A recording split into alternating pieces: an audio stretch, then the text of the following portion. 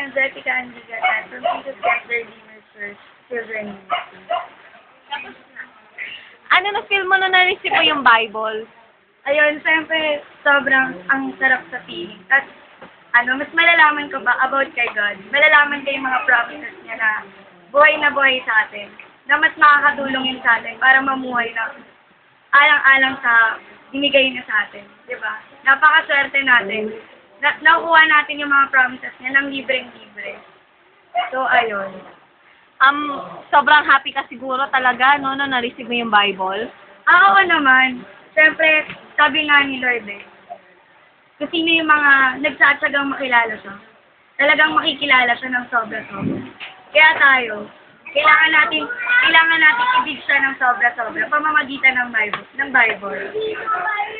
So, syempre, ngayon, once na na-receive mo na yung Bible, marami ng revelations ang darating sa'yo. So, ano pa yung gusto mong maging desire through that book na ibinigay sa'yo, na parang yan yung magiging guide mo sa lahat ng bagay? Siyempre, unang-una sa lahat, yung gusto kong matutunan sa Bible na to, kung paano kami sobrang maging close. Yung tipong, nag-uusap na lang kami ng magkaharap.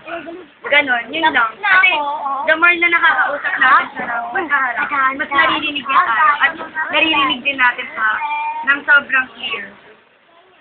Ayun. Sila yung mga, kasama ko sa children ministry. Sila yung mga kasama ko sa children ministry. Ayan, si Danica,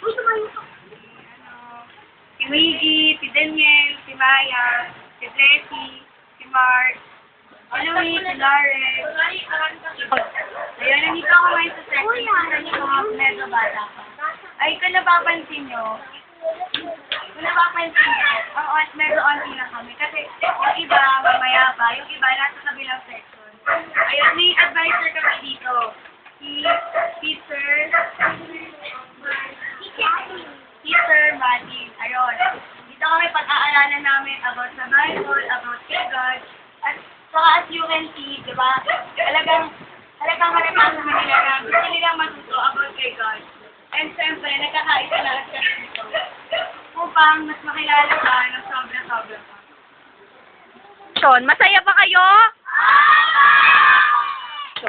Ayun, una-una sa lahat, maraming salamat sa Panginoon dahil hindi niya tayo mayaan. And maraming salamat din sa OTC, sa mga staff ng OTC. Dahil, at sa likod na itong mga pinagagawa natin. Dahil kung wala sila, wala tayo dito. Hindi natin ito magagawa ng success. So, ayun. Sa lahat na tumulong, maraming salamat. Nauna sa lahat, maraming salamat sa Panginoon dahil sobrang nagpapasalamat po kami sa panonood niyo dito sa video. Sana may natutunan tayong lahat at sana ibalik natin ito lahat sa ating Panginoon. Glory to God. Bye-bye.